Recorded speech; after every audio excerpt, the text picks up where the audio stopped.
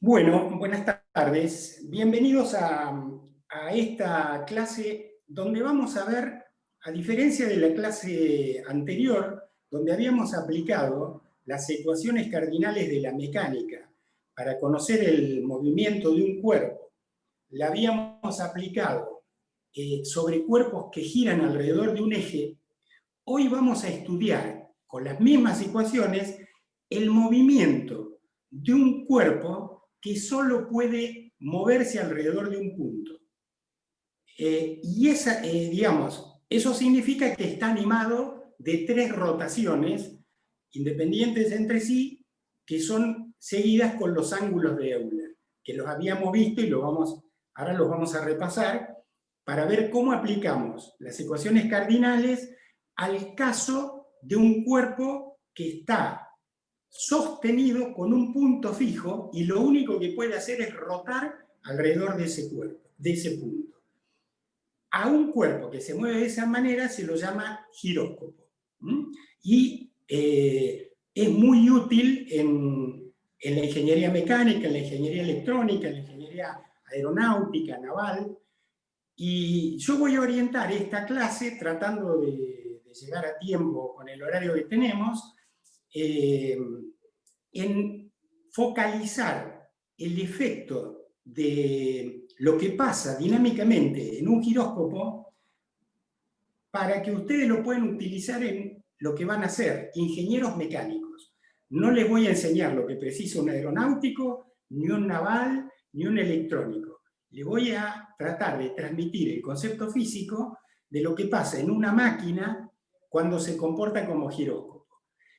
¿Por qué? Porque hay softwares de mantenimiento predictivo, a los pseudo llamados inteligentes, que cuando detectan ciertas componentes en frecuencia y seguidas de algunas amplitudes, diagnostican que la máquina tiene un posible efecto giroscópico. Entonces, ahí voy a ir yo a focalizar cómo ustedes, cuando quieran saber si una máquina le está pasando eso, ustedes se acuerden de mecánica racional y digan, algo me enseñaron de esto, y vuelvan al libro o vuelvan a la clase.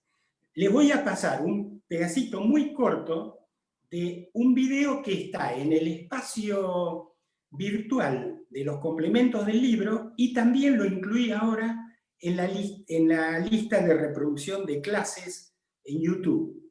Así que después lo pueden ver completo. El video se llama Giróscopo y es un video de la cátedra, de nosotros. Vamos a compartir pantalla.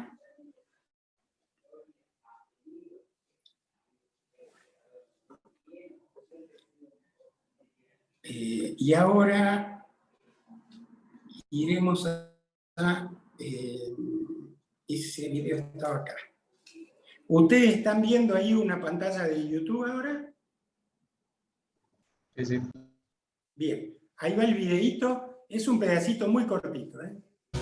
Giróscopo que está colocado dentro de una suspensión de tipo cardan, lo colocamos en un punto fijo, que sería la articulación.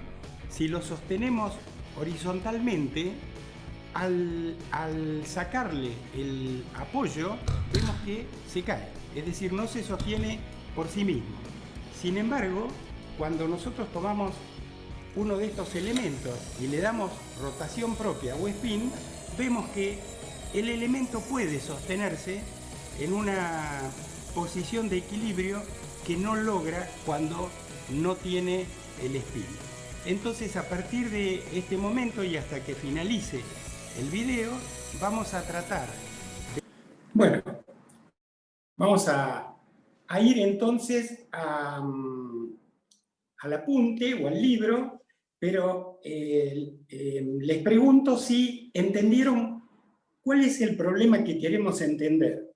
Nosotros tenemos un rotor que está sin girar, ¿no es cierto? Cuando está sin girar, está en un equilibrio inestable sobre el eje que lo sostiene, de tal forma que si lo soltamos se cae. Sin embargo, cuando lo hacemos girar, el mecanismo no se cae, es como si no actuara la gravedad sobre él. Entonces vamos a entender qué efectos dinámicos se producen para que el cuerpo no se caiga por el hecho de que está en rotación, ¿correcto? Entonces, lo que vamos a hacer es aplicar las ecuaciones cardinales, que ustedes las tienen aquí, al caso de un cuerpo como este. Fíjense, acá lo que está dibujado es la gráfica del tensor de inercia, que la gráfica de una matriz está dada por una cuádrica, en este caso un elipsoide.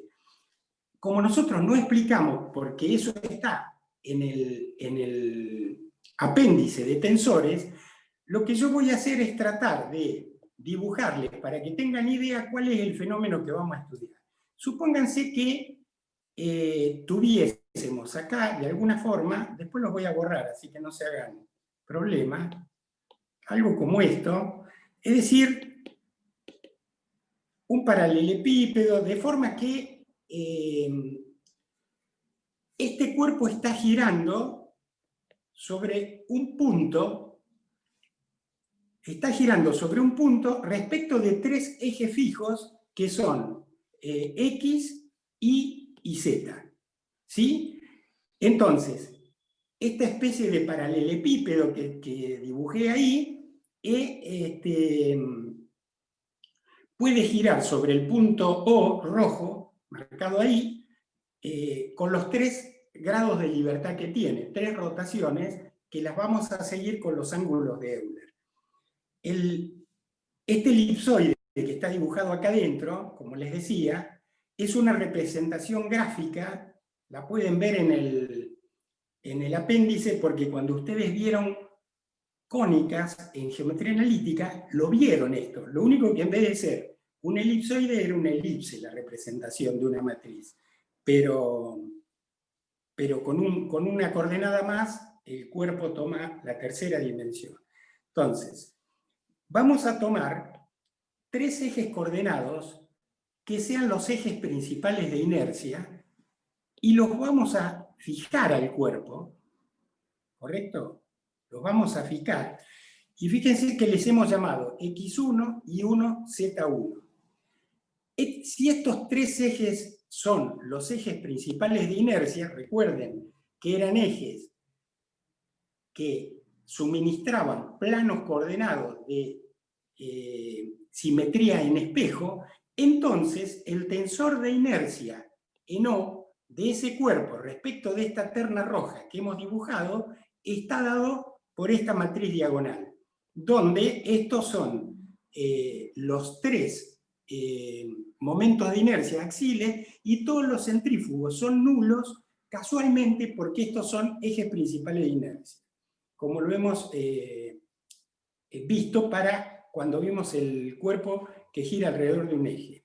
De manera que, fíjense ustedes, lo que les dice acá, a ver, color que no haya usado, acá el verde, acá les dice lo siguiente: entonces, en las ecuaciones de la dinámica, este omega va a ser el omega que tiene el cuerpo, porque hemos elegido una terna pegada a él. Esa terna roja está pegada al cuerpo y tiene el mismo omega que el cuerpo. Por eso señalamos esto, porque ahora vamos a resolver las ecuaciones. Y el vector omega, en esta terna roja, el vector omega estará dado por 3 componentes, omega y, omega x y esta de acá, omega z. Estoy con un trazo muy gordo, sí, en efecto. Bueno, no sé si van entendiendo. Hemos representado el vector rotación del cuerpo en unos ejes coordenados que siguen al cuerpo en su movimiento. Es decir, tienen las 3 rotaciones del cuerpo aplicadas. Por lo tanto, si esta es la expresión de omega y nos vamos a las ecuaciones cardinales, vamos a ver cómo sacamos Q, cómo sacamos K, ¿no es cierto? Por empezar, vamos a ver lo siguiente. El vector K será el tensor de inercia en O, que es este que tiene los 3 elementos, por omega, que es omega X, omega Y y omega Z, nos va a dar esto, ¿correcto? Este por este en Y, más este por este en J, más este por este en Z. Quiere decir que ya tenemos el vector K. Bien.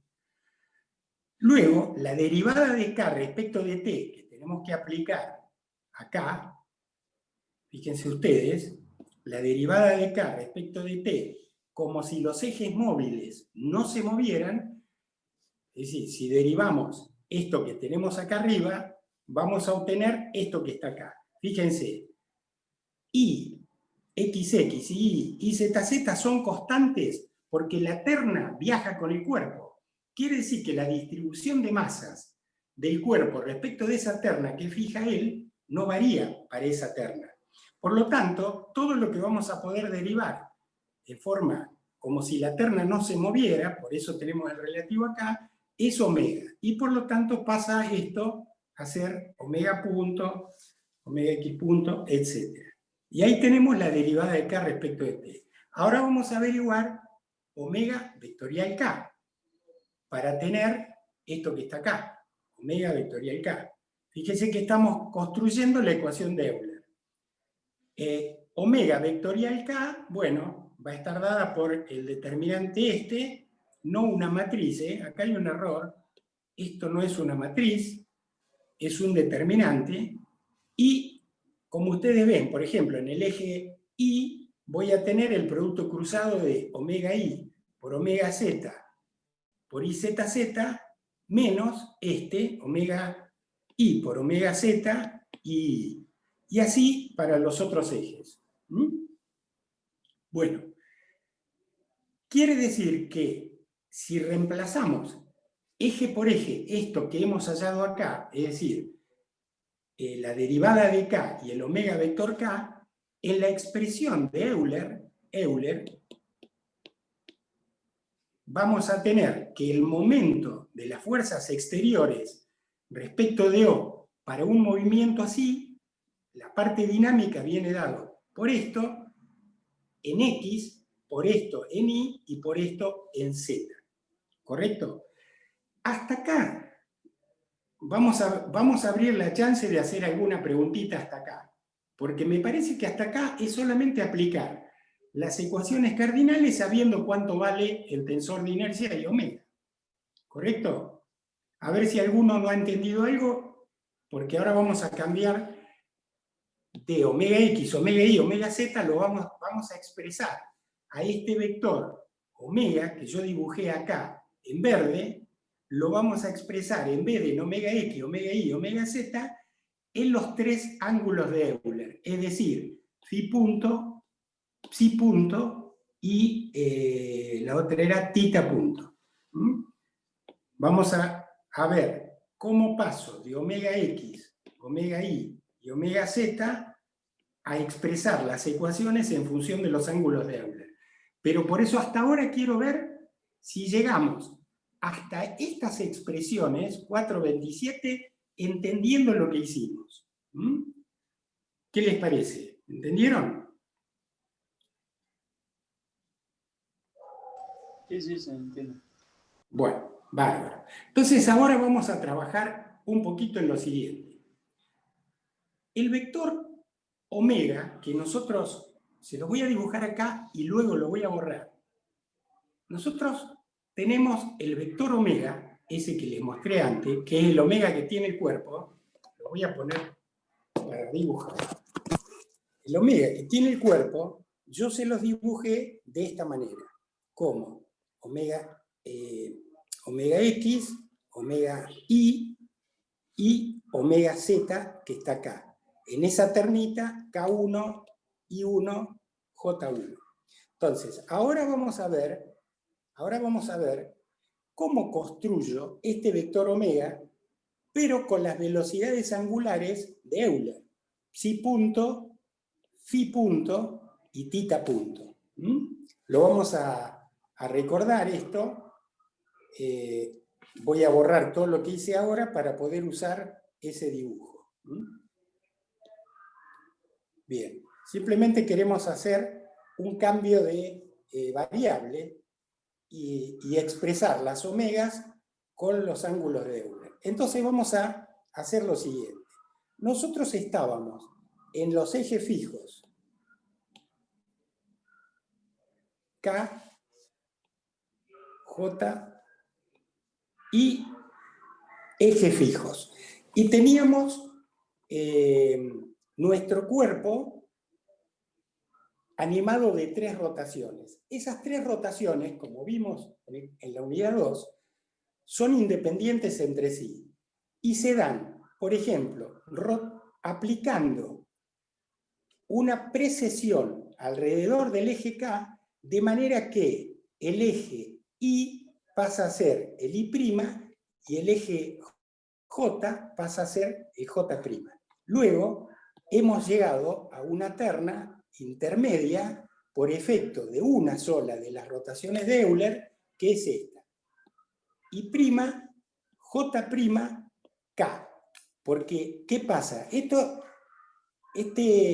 dibujito en rojo sería como que yo agarro en el afijo de K con 2 dedos y hago girar ese eje un ángulo psi. Con lo cual moví I a I' y J a J', pero K quedó siendo el que era. O sea que es como si estuviera en una mesa, yo habría deslizado los ejes sobre la mesa con una rotación perpendicular a la mesa. Bien, esa es la primera rotación de Euler. La segunda rotación la hacíamos sobre lo que llamábamos el eje nodal, y era la rotación θ punto. Es decir, ahora sobre I' vamos a deslizar el eje K hacia K' y se va a levantar el eje J' hacia J segunda. ¿Correcto? De manera que, fíjense ustedes, si yo descompongo psi punto, la descompongo ya en estos ejes J segunda, K segunda, dado que la rotación ahora ha sido alrededor de I', el plano J segunda, K segunda, se desplazó perpendicular a este vector I'. Entonces, este psi' que está acá, psi punto, perdón, a ver si encuentro, ahí viene. Miren, les voy a tratar de dibujar acá. Esto es complicado, pero hasta cierto punto, ¿eh? Lo que pasa es que psi punto, ¿no es cierto? Lo teníamos en esta dirección. Pero ahora pasamos a tener los ejes, digamos, este era K, que no había girado, este, K, y ahora este K pasó a K', o a K segunda, digamos, porque K' había quedado ahí un ángulo θ, que es el ángulo de nutación. Quiere decir que J' se levantó el mismo ángulo θ desde la horizontal. Y por lo tanto, psi punto está dado por este vectorcito más este vectorcito, donde este es psi punto coseno de θ en la dirección K, y este es psi punto seno de θ en la dirección J'. Vamos a poner acá K segunda. Perdón, K segunda, ¿no? Y acá era segunda. Estamos en lo amarillo del otro lado. Entonces, ya vamos a tener que, fíjense, vuelvo acá, psi punto es esto más esto, que es lo que les acabo de hacer acá. No sé si hay alguna pregunta para hacer, ¿correcto? ¿Qué les parece? Esto ahora vamos a pasar a mostrar algo que les va a ayudar. Bueno, esto que está acá explica entonces lo que acabamos de hacer, y vean ustedes, voy a pasar a ver verde, acá todavía no usé en el gráfico. Por ejemplo, para ver ¿qué tengo sobre la dirección? Sobre la dirección X, yo voy a tener ahora, fíjense, de este vector sobre X no tengo nada, ¿no es cierto? Pero sí, se los voy a dibujar en verde, voy a tener acá, miren, tita punto, que lo teníamos. Esperen que les borro para ser claros.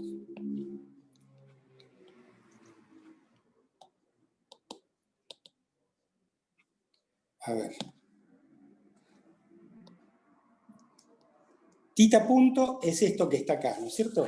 Quiere decir que tita punto, si yo lo expreso sobre I1, que es el vector final al que quedó después de la rotación phi punto alrededor del nuevo eje K, vamos a tener que esto es tita punto, tiene una componente en X que es tita punto coseno de phi, y esta que es, va en el sentido contrario a J, menos tita punto seno de phi.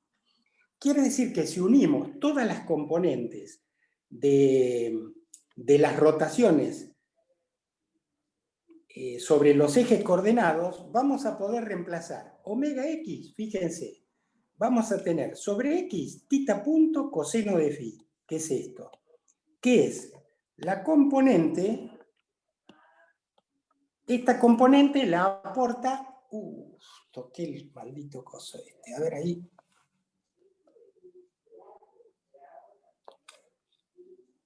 Esta componente, como les decía, la aporta esta que está acá. Después tenemos psi punto seno de tita, que la teníamos acá, psi punto seno de tita sobre este ángulo, que para ir al J1, que es el final después que se dio el spin, la voy a proyectar con el ángulo phi, con el ángulo de rotación propia. Y por lo tanto va a quedar psi punto seno, eso sería sobre J, sobre I, ¿qué me queda? A, este pedacito, ¿lo ven? Que lo estoy señalando acá, que van en esta dirección. Entonces tendríamos psi por el seno de tita, que era este, por el seno de phi, para mandarlo a la dirección sobre X, acá. Para la dirección sobre Y vamos a tener esta aporta en Y, esta, acá, con el signo menos, y lo mismo, esta que está acá, aporta sobre I con el coseno, y acá la tenemos. Esto después lo ven tranquilo, ¿no es cierto? Sobre el eje Z, ¿qué vamos a tener? Phi punto, que es la rotación propia del rotor, phi punto va a estar sobre el eje Z final, después de las 3 rotaciones, más psi por el coseno de tita, que viene de acá. La componente en K rotado de psi. Y por lo tanto, tenemos que si nosotros, con estas relaciones de omega x, omega y y omega z, reemplazadas en la 427, reemplazadas acá, ¿qué nos va a dar? Los momentos de las fuerzas exteriores respecto del punto de suspensión como una función de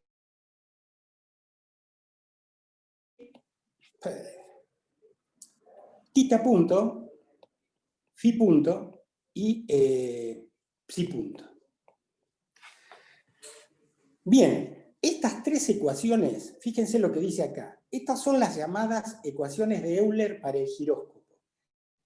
En el caso más general, las fuerzas exteriores, que recuerden que son activas más reactivas, y el momento de las fuerzas exteriores serán una función de t, dr y de la velocidad de los puntos en que las fuerzas activas y reactivas actúan.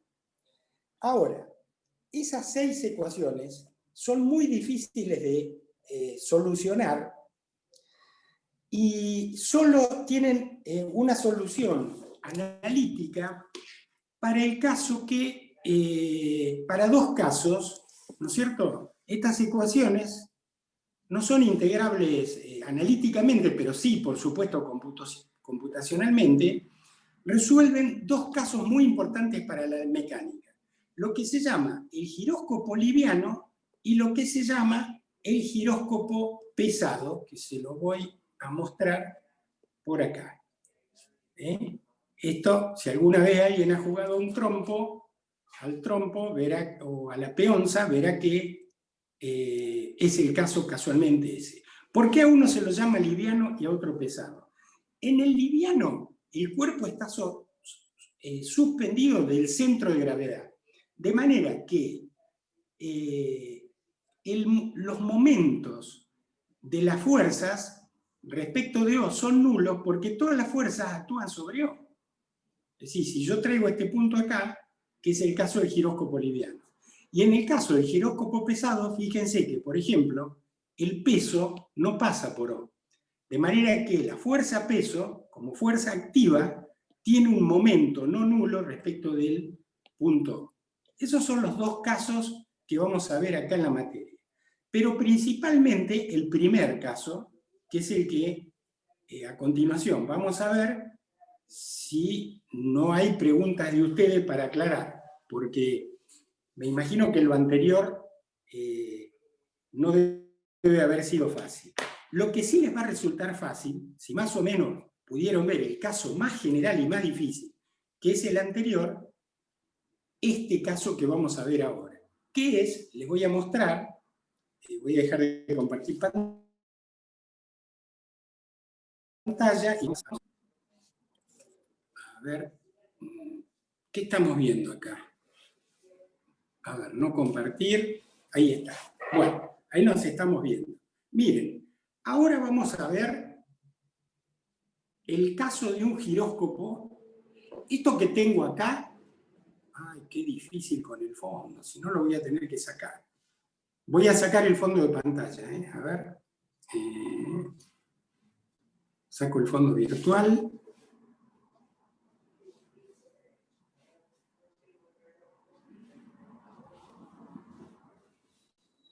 Ahí está. A ver si lo saqué. No. Fondo virtual. Ninguno. Ah, ahora sí. Bueno, ahora no se nos va a desdibujar el giróscopo por culpa del fondo. Bueno, tendríamos que entender bien este mecanismo para que ustedes se puedan ubicar de qué cosa vamos a hablar. Fíjense, vamos a ver acá los tres ángulos de Euler. Recuerden que yo les pasé un videíto cuando vimos ángulos de Euler. Ese video está en el canal de YouTube para visitantes. Yo lo tengo ahí, creo que está en la lista de reproducción de videos de mecánica. Mírenlo, porque ahí está animado cómo son los ángulos de Euler. Pero fíjense, miren, acá adentro hay un rotor. Si yo le doy a este engranaje, adentro de esto, que es una carcasa, hay un disco de buena masa. Esto pesa un montonazo. Esto es acero inoxidable, como pueden ver. Ese disco tiene el momento de inercia respecto del eje de giro. El eje de giro propio, o spin, será este. Fíjense, ahí estaría horizontal. Ahí, digamos, ahí está vertical el giróscopo. Si yo esto lo llevo ahí, el giróscopo está horizontal, ¿correcto? Respecto de mi escritorio. ¿Se están ubicando un poco? Bueno, quiere decir que si esta unión se llama unión cardánica, ¿correcto? Unión cardánica. Si yo esto lo muevo entre este punto y este de acá, si lo muevo así, le estoy dando una precesión al cuerpo que está ahí adentro. Este aro permite precesar, ¿correcto? Vean que acá hay una puntita y acá hay un alojamiento de punto para que esto, además acá hay un cojinete de empuje, miren, esto pertenece a un torpedo de un submarino de la Armada Argentina. Y me lo donó gente que trabaja en la facultad y trabaja en Puerto Belgrano. Bueno, entonces, a ver, sigamos definiendo los ángulos de Euler. ¿Entienden que esto se puede mover así como un todo alrededor de lo que sería el eje Z, que ahora vamos a pasar a ver otra vez en el dibujo? Después, esto, a ver, fíjense, entre acá y acá, permite hacer esto al giróscopo. Esto que está acá es la nutación, es cómo se inclina el eje K, que lo tengo aquí, este es el eje K, pero yo le voy a poner una terna agarrada a la carcasa del giróscopo. Quiere decir que este K, donde precesa, va a quedar siempre así, pero el K', que va a venir agarrado a la carcasa del giróscopo, va a poder separarse del K un ángulo θ. Este θ es el ángulo de nutación. ¿Se entiende? Ahora vamos a ir sobre un dibujo, lo vamos a ir viendo. Pero si no, vamos a volver a esto. Y luego, entonces yo tengo un ángulo de precesión. Esto hace así, un ángulo de precesión. La base rota sobre el piso horizontal, precesa. ¿Qué cambia? Este eje, al que llamamos X, cuando precesa, pasa a X', ¿correcto? Siempre girando alrededor de K. Luego lo vamos a rotar sobre el eje Y', que es el eje nodal, ese que les digo, y entonces el eje K se va a desplazar a hacer el K', un ángulo θ.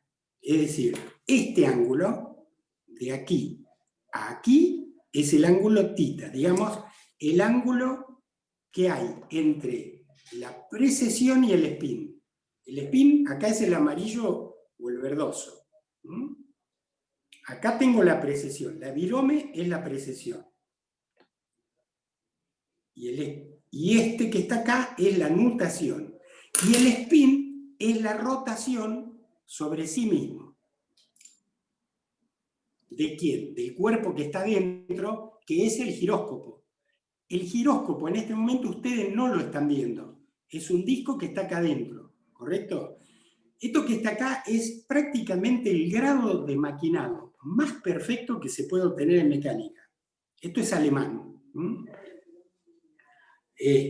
Hasta tiene un número de serie, por ahí, no sé si lo ven, porque cada uno de estos significaba un barco menos. Bueno, entonces, dicho esto, voy a ver si podemos entenderlo ahora sobre el dibujo. Vamos a compartir de vuelta pantalla.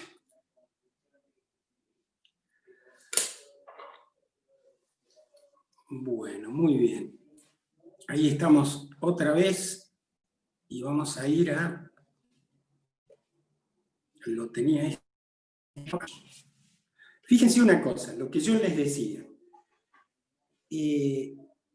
Voy a ir por colores. Vamos a empezar por el color amarillo. Esta es la unión cardánica que acabo de mostrarles. La unión cardánica tiene ese asiento acá para que entre una púa y la púa acá para tenerlo fijo a una estructura.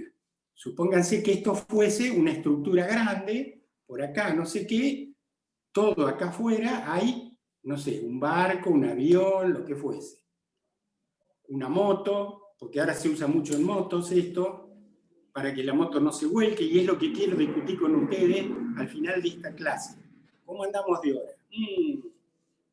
Mal, ¿eh? ¿Qué pasa si nos pasamos? ¿Qué profesor tienen ahora? Carlos Vera. Carlos Vera, ¿es de venir temprano, Carlos? No, capaz que hasta menos cuarto, capaz que aguante. Bueno, nos pasamos 5 o 10 minutitos por lo que charlamos, pero bueno, vamos a tratar de ir un poquito rápido, porque total ustedes esto lo tienen en el libro, ahora lo van a tener acá en la clase, lo tienen a su vez en el video que les mostré al principio de la clase, así que tienen mucha fuente. Y a lo último me tienen a mí, que mientras siga de profe me pueden consultar. Entonces, volviendo a esto, acá vamos a tener el primer aro, el aro externo, lo voy a marcar con marcador, este aro, es el que puede rotar en esta dirección.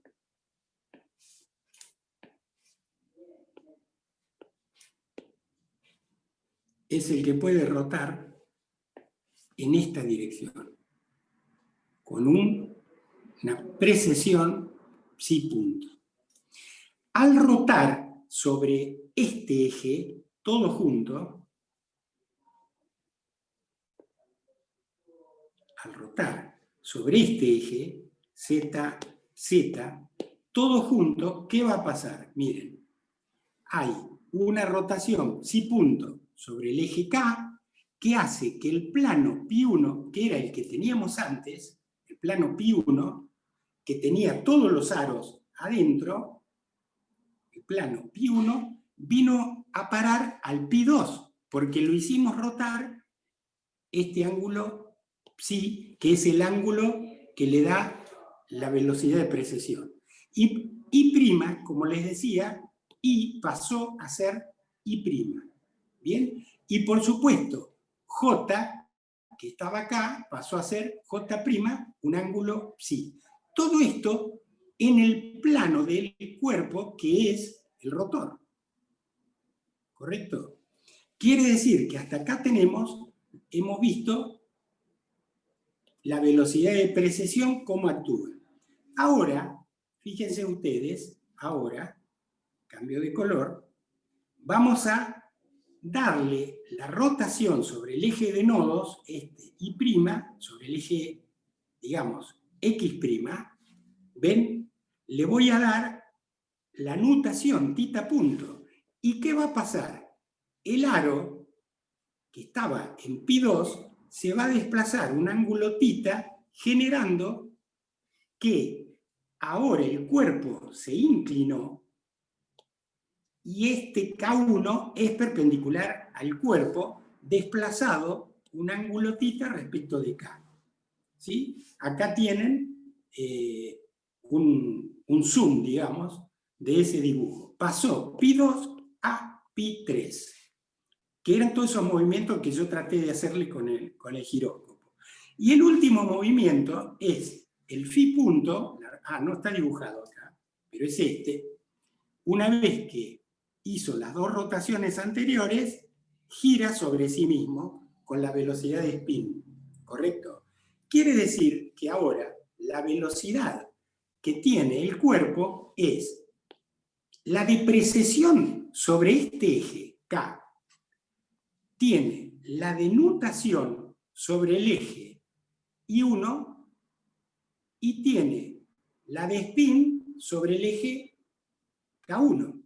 Pero resulta que acá estoy mezclando dos ternas, porque esto es I1, K1 y esto es K. Entonces voy a pasar K, fíjense, K expresado en la terna girada por un ángulo θ, este K viene a tener una componente en K1 y una componente en J2. Y ese K, entonces, este K, lo vamos a poner el versor como esta suma vectorial que hace que K sea este más este. ¿Correcto? Es decir, lo expreso al versor K, lo expreso como vector unitario de otra terna girada a un ángulo θ. Al meter el valor de K, acá, el omega del cuerpo nos queda que está acá.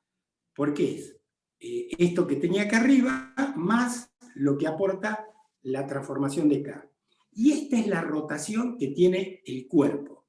Ahora, a diferencia del caso general, el hecho de que este sea un cuerpo de revolución nos permite a nosotros, a la terna, no tomar la terna con la misma velocidad que el cuerpo de rotación, sino darle un movimiento más sencillo, porque este giro sobre el eje φ punto no cambia. El hecho de que el rotor gire sobre el eje no cambia la distribución de masas del cuerpo respecto del sistema coordenado. Y por lo tanto, podemos tomar el omega del cuerpo sin este φ punto. Por lo tal, ahora tenemos una terna que se mueve mucho más en forma sencilla que, el caso general que vimos al principio. Bueno, entonces ahora es muy fácil pasar cuánto vale omega x, omega y y omega z en función de estas rotaciones que hemos ido dando acá. Y entonces, conociendo esta relación, que es mucho más sencilla, como pueden ver, que la que vimos al principio, vamos a aplicar la ecuación de Euler. ¿Qué vamos a sacar? K. K en O es I en G por omega, pero ahora omega vale esto. Y la matriz tensor de inercia tiene estos dos términos iguales, porque en un disco el momento de inercia respecto de este eje es igual al respecto de este, no así respecto de este. Entonces vamos a llamar I a estos dos e IZZ al que está sobre el eje K1. Bueno, haciendo este producto matricial obtenemos el vector K en O, que es este. Ahora precisamos la derivada. Si derivamos esto, como los momentos de inercia respecto de esa terna no varían, lo que vamos a tener que derivar son las cosas que cambian con el tiempo. Y esa derivada nos conduce a esto que está acá. Ahora, vamos de esta fórmula, ahora vamos a calcular omega vector K. Omega de la terna sabemos que es esta, y K sabemos que es esto. Hacemos el producto vectorial, bueno, nos da esta cosita bastante interesante. De manera que introduciendo lo que averiguamos que vale esto y lo que averiguamos que vale esto, tenemos lo que valen los momentos de las fuerzas exteriores. Y esta sería la ecuación de Euler para el giróscopo liviano, el que tiene el centro de gravedad en el punto de apoyo. Entonces, vean ustedes, ¿qué nos relaciona esto? Estos son aceleraciones angulares, todo lo que tiene dos puntos son aceleraciones angulares, y todo lo que tiene punto son velocidades multiplicadas por otra velocidad. Quiere decir que todo eso está en radianes por segundo al cuadrado. Tanto lo phi dos puntos, psi dos puntos, como el punto por punto, ¿correcto? Porque esto es 1 sobre el segundo al cuadrado por 1 sobre el segundo al cuadrado. Bien, esto nos relaciona el sistema de fuerzas que hay que aplicar para que el giróscopo se mueva de esta manera. O la inversa, si el giróscopo se mueve de esta manera, me permite averiguar cuáles son los momentos que tienen que ejercer las fuerzas para tener este movimiento.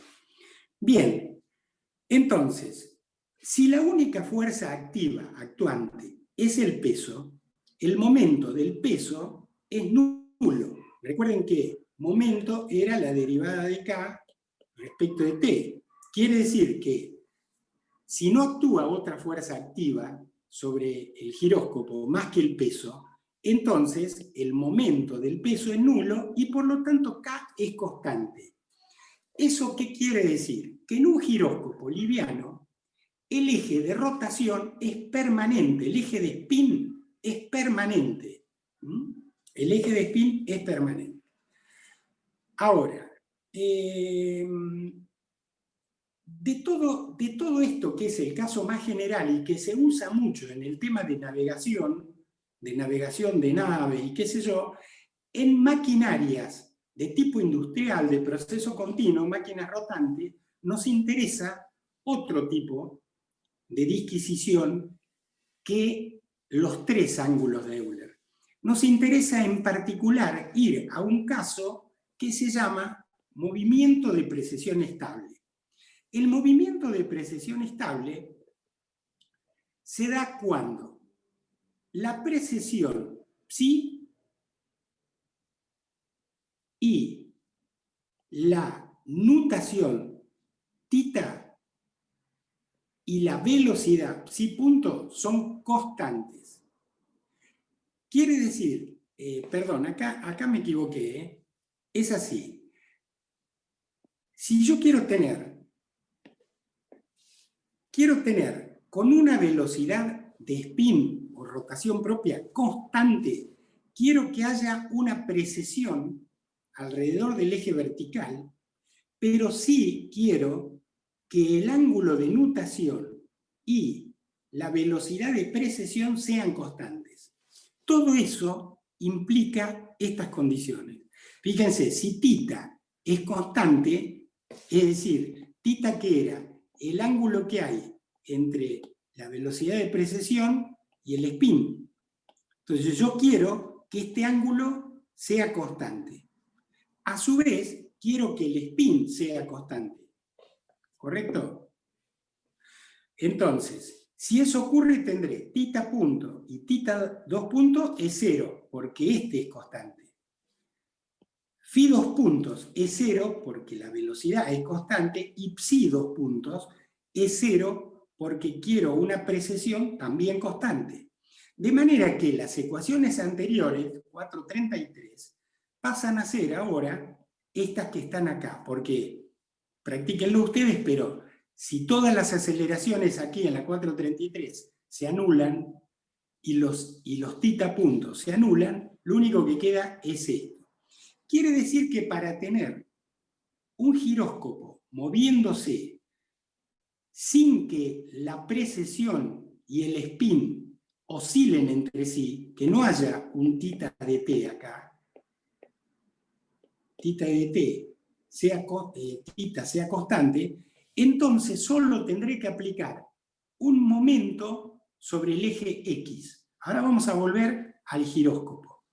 Y ese momento sobre el eje X, este que está acá, este momento sobre el eje X, va a estar dado por esta expresión con todo lo anulado ya sacado, nos queda esto. Después ustedes comprueben que el momento en Y y en Z se va porque todas tienen o θ punto o aceleraciones angulares, que por ser nulas se anulan.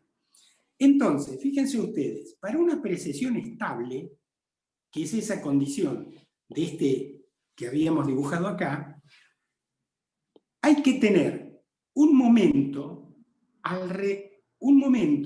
colineal con el eje I1 de esta magnitud. Siendo seno de θ el seno de este ángulo entre el spin y la precesión. Ahora, dentro de esto, más nos interesa a nosotros el caso de precesión estable normal, que es cuando la precesión estable normal es cuando θ es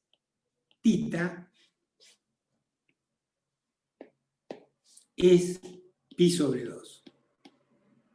Quiere decir que, fíjense ustedes, si esto era θ, ahora el ángulo entre la precesión y el spin va a ser pi sobre 2. No cualquier valor de θ, sino pi sobre 2. Y ahora van a ver por qué este caso nos interesa. Entonces, se llama precesión estable normal cuando además de todo lo que habíamos dicho, pasa que θ es 90 grados. Bien, tenemos la precesión y tenemos el spin. K1, cuando este disco, que ahora está acostado, K1 coincidía con K, el disco estaba horizontal. Al venir pi sobre 2 sobre la dirección I, ¿qué va a pasar? K1 vino a parar a 90 grados de K y J1 vino a coincidir con K. Entonces, reemplazando ahora, fíjense, coseno de 90 va a valer 0 y seno de 90 va a valer 1. Quiere decir que el momento se va a simplificar a esta expresión escalar o a esta expresión vectorial. Lo único que acá, esto está mal y recién... Acá está. Ah, no, está bien, disculpen. Pensé que faltaba el producto vectorial. El producto vectorial está aquí. Es decir, el momento en X es el momento de inercia respecto del eje de spin, que es este, por la precesión multiplicada vectorialmente por el spin. Y es un momento perpendicular al plano de la precesión y del spin. Entonces, fíjense, cómo es el momento sale de multiplicar este vectorial psi punto vectorial phi punto, va a dar un vector perpendicular a ellos, m, que va a estar dado en la normal a K1 y J1, es decir, al plano formado por el vector precesión y el vector spin. Esto implica lo siguiente, que si esto fuese la rueda de una bicicleta, fíjense ustedes, la rueda de una bicicleta, al girar, como este punto, sabemos, de cinemática tiene velocidad 0, se va a generar aquí un spin.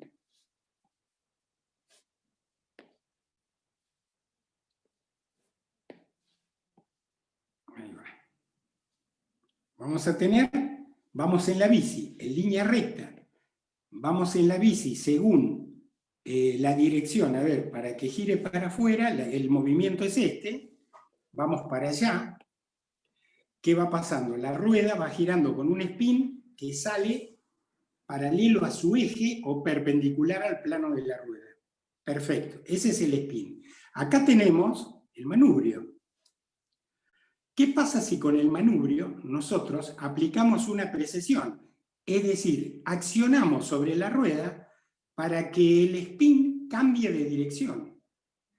Si el spin cambia de dirección, va a pasar esto. Es decir, yo tengo esta relación. Hay un momento en X que es el IZZ de la rueda, es decir, el momento de inercia de la rueda respecto del eje de giro, que es este, por el vector precesión multiplicado por el vector phi punto. Fíjense, si nosotros vamos en la bicicleta en línea recta, tenemos velocidad de spin, la rueda da vuelta, pero no tenemos precesión. Quiere decir que no hay un momento sobre la rueda.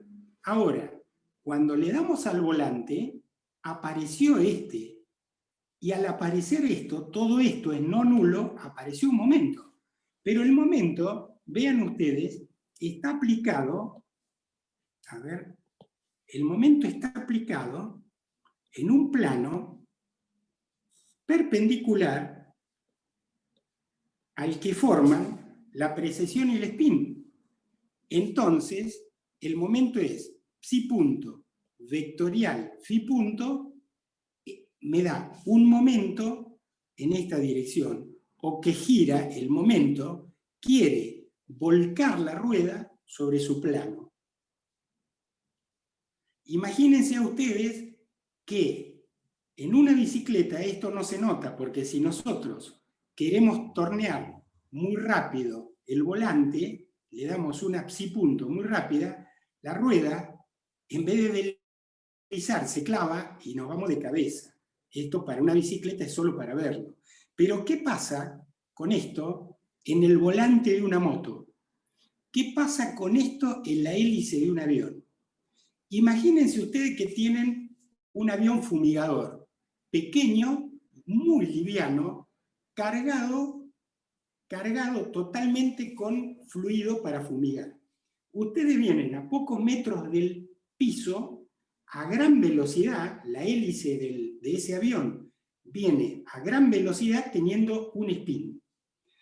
El tipo larga sobre el campo todo el fluido para fumigar, y cuando está llegando al final del campo tiene los eucaliptus de 15 o 20 metros de alto, tipo viene el ras del suelo, y tiene que aplicar una precesión, es decir, cambiar el spin de dirección, ya sea para la derecha o para la izquierda, elevándose para pasar por arriba de los árboles. Ahora, si el tipo venía con un gran spin, la hélice tiene un gran IZZ y le metió un psipunto, aparece un momento que le quiere volcar la hélice sobre su plano, es decir, la agarra del plano y la quiere volcar para adelante o para atrás según qué dirección tenga la precesión, si sale para la derecha o para la izquierda. Entonces, si el tipo sale mal, hay un momento que se genera dinámicamente. ¿Por qué es dinámico? Porque fíjense, cuando no existen las dos rotaciones, no hay momento giroscópico. Pero al estar estas dos rotaciones, aparece un momento que actúa sobre la máquina.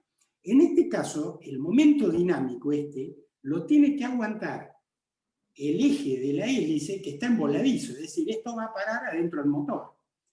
Pero el motor está agarrado a la carcasa.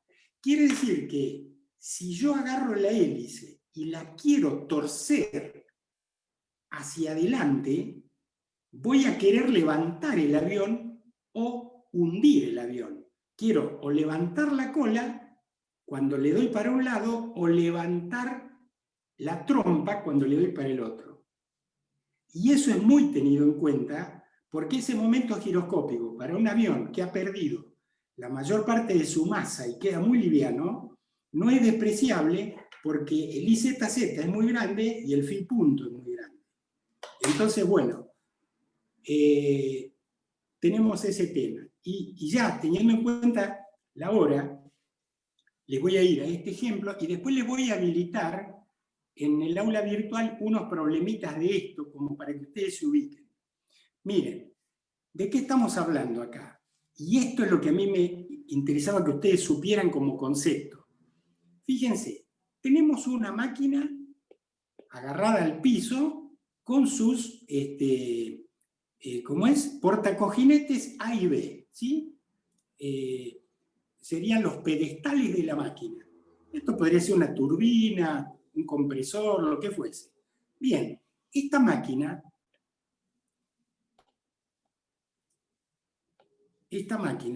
está girando con un spin en esta dirección. Es decir, la máquina gira así. Va saliendo hacia allá.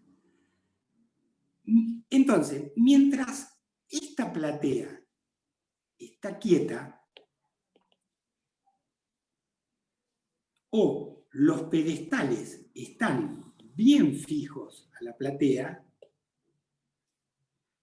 acá no hay una precesión porque no cambia la dirección del spin ni hacia la derecha ni hacia la izquierda.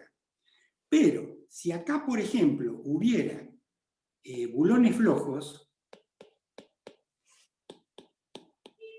o esto fuese una platea de hormigón, por ejemplo, que sostiene a la máquina sobre un terreno al que no está bien adherido, por ejemplo, arcilla, este bloque, debido a desbalanceos de la máquina o a vibraciones externas, podría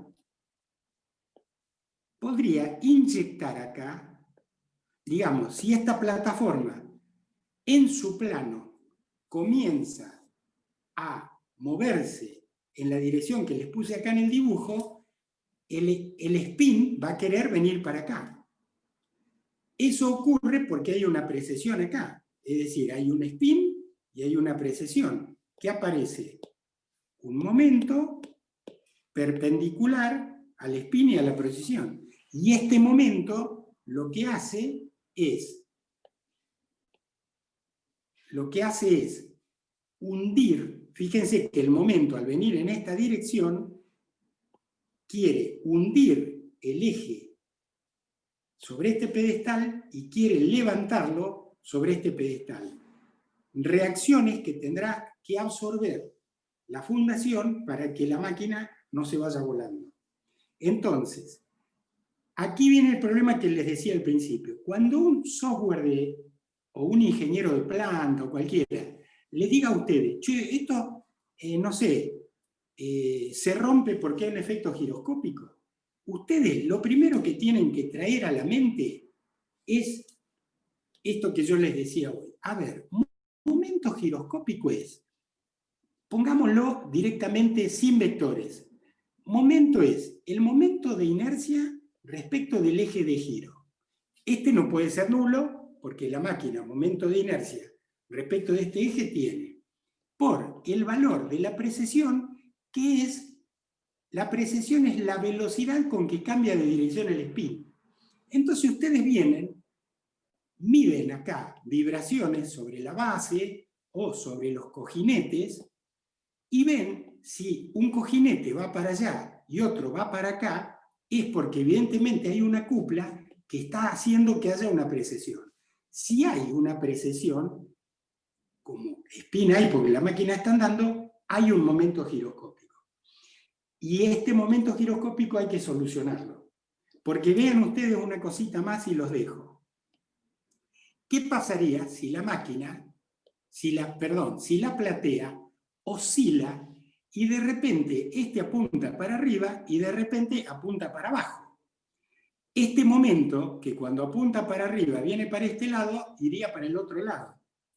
Y la cupla que se produce sobre los cojinetes sería alternativa.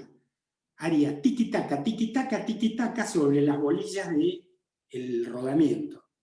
Y eso es mortal para un rodamiento porque o suenan las bolillas o suenan las pistas.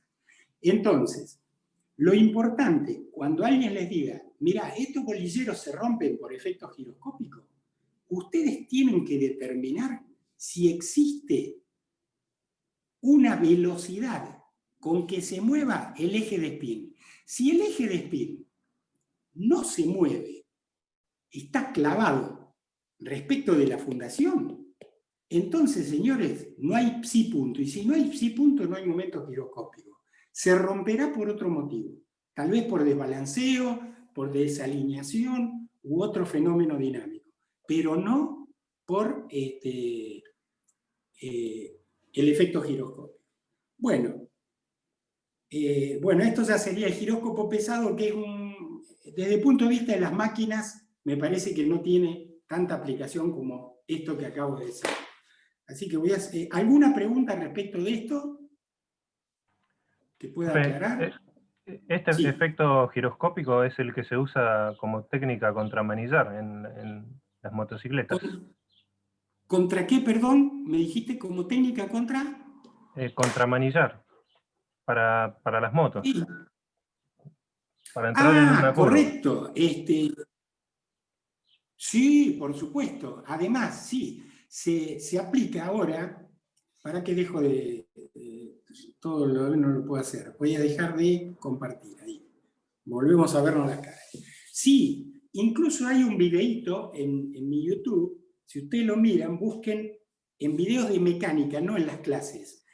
Hay una moto ahora, o hay muchas motos, perdón, pero se está usando mucho esto de que con inteligencia artificial la moto sigue a la persona que va con un sensor en el bolsillo, o por ejemplo esa persona en una esquina detiene la moto en el semáforo, es decir, no tiene velocidad, pero la moto sigue en posición, digamos, de marcha, aún parada en el suelo. ¿Por qué? Porque giroscópicamente se usa este fenómeno para que no vuelque. Se usa el spin del volante para que con un momento apropiado genere la precesión y se mantenga en equilibrio. Es el efecto de la rueda de la bicicleta, ¿correcto? Entonces, fíjense ustedes ahí en el video que les digo de una moto que choca contra un auto en una esquina y no la puede volcar el auto. Eso es porque tiene un sistema giroscópico que la sostiene. Por supuesto, con todo en electrónica y de servos que usa los esfuerzos giroscópicos para accionar el balance de fuerzas que hace que el spin no se mueva, ¿correcto? Pero esto se está usando muchísimo ahora en vehículos de 2 ruedas. Así que pueden investigar eso y bueno, yo también había hecho hacer un trabajo final antes cuando hacía hacer monografías para aprobación directa, antes de lo que le explicaba con Fernández, hice hacer una de cómo accionaba como estabilizador de un barco, por ejemplo. Ustedes ponen un giróscopo en un barco y al tener el eje de spin fijo, a medida que la carcasa cardánica oscila fija al barco, entonces hay un eje que se mantiene fijo y que le manda señales de cuánto está girando a aletas en el barco que salen para contrarrestar el efecto de rolido, de cabeceo. Hace 2 años atrás estaba el rompehielo Irizar en el dique seco de Puerto Belgrano y lo fuimos a ver con los alumnos y pudimos ver con el barco fuera del agua cómo accionan las aletas de estabilización con un giróscopo adentro del barco, que tiene el eje fijo y mantiene la vertical. Entonces, a medida que el barco oscila respecto de la vertical, todas estas señales son sensadas, saben qué ángulo se está girando, a qué velocidad, y se acciona sobre paletas, sobre aletas que salen debajo del agua para amortiguar el efecto del rolido del cabeceo. La verdad es que es muy interesante este tema. Solo nosotros en esta materia podemos ver esta pequeña partecita, esta pequeña fundamentación teórica, si se quiere, para comprender y para, como ingeniero mecánico, estar preparado, que no sea para nosotros un misterio de lo que es un giróscopo. Por lo menos desde el punto de vista mecánico. O sea, si uno se mete en los navegadores de los barcos o en los giróscopos que tienen los aviones para navegar por instrumental, la cosa es mucho más complicada porque hay que usar prácticamente las ecuaciones de Euler para el caso general. Nada que ver con esto, que es una enorme simplificación. Pero viene porque si ustedes hacen ahora el camino inverso y van al caso general, van a ver cómo los momentos aplicados son los que están generando las aceleraciones angulares en los casos generales. Acá, como no queremos que haya aceleraciones angulares, suprimimos los momentos de la fuerza exterior. Entonces, es muy interesante esto. Pero bueno, si no hay más preguntas, los dejo porque van a tener la otra clase, ¿ok? De cualquier manera, yo estoy full time para esto, por más que termine la clase, a mí me mandan mail, me mandan por el aula virtual y siempre vamos a encontrar la forma de, aunque sea en forma virtual, reunirnos con 2 o 3 que tengan una duda y darle hasta que disipemos la duda. Como si fuera una consulta en mi oficina, en la facultad. Profe, Adelante. disculpe que lo corté. Quería preguntarle con el tema del final, estos últimos temas que usted acaba de dar, Sí, en sí, la parte práctica, ¿cómo se van a sí. manejar? ¿Son todos los temas que faltan Bueno, yo del ahora libro? voy a poner, mira, Rodrigo, me viene muy bien tu pregunta. Igual siempre antes del final lo vamos a charlar. Cuando ustedes vayan a rendir un mes antes, escríbanme. Eh, Especialmente los alumnos me consultan mucho preguntas de problemas, de teoría, antes de rendir, les salen muchas dudas. Y ahí vamos a ir aclarando cómo va a ser el final. Estás un poco ansioso, ya todavía no cursaste y ya querés rendir el No, final. no, No, no, no. por duda, profe, como ya terminó la parte de cursada ayer, yo quería Correcto. saber, está bien, me falta Bueno, recuperatorio a mí, pero bueno, pero para saber más o no, menos en el si... recuperatorio esto no va a entrar. No, no. En No, el ya sé, ya recuperatorio. sé, ya sé, pero no Bien. sabía cómo se iban a manejar con el tema En práctica. el final sí, pero en el final yo tomo solo precesión estable normal. Es decir, yo lo tomo desde el punto de vista del ingeniero mecánico. Mirá, tengo esta máquina, tengo este mecanismo. Decime si hay efectos giroscópicos. Si no hay, decime por qué. Y si hay, calculámelo con los datos que te estoy dando. Pero siempre precesión estable normal. Con esa formulita chiquitita, sí. Hay que entender eso. Yo nunca te voy a tomar en un final deducir las expresiones de Euler para un giróscopo general, porque es una locura, si a mí no nos sirve como mecánico. No, perfecto, Ahora claro. sí, ¿me entendés? O lo mismo que las ecuaciones diferenciales de vibración. Y yo no te voy a hacer solucionar la ecuación diferencial, yo lo que quiero es que mediante la solución de esa ecuación diferencial, vos le ves solución a un problema, no que me demuestre que sos un matemático. Pero yo no te puedo tirar esta fórmula hoy sin decirte de dónde sale, porque si no parece magia esto. Y no es Claro, sí, magia, sí, es está perfecto. mecánica. Bueno, fenómeno, chicos. Bueno, quedamos en contacto entonces. Sí, yo ahora les subo, les habilito para que vean el práctico de esto. Cualquier cosa me consulta. Nos Dale, profe, vemos. gracias. Excelente. Chao. Perfecto, profe, gracias.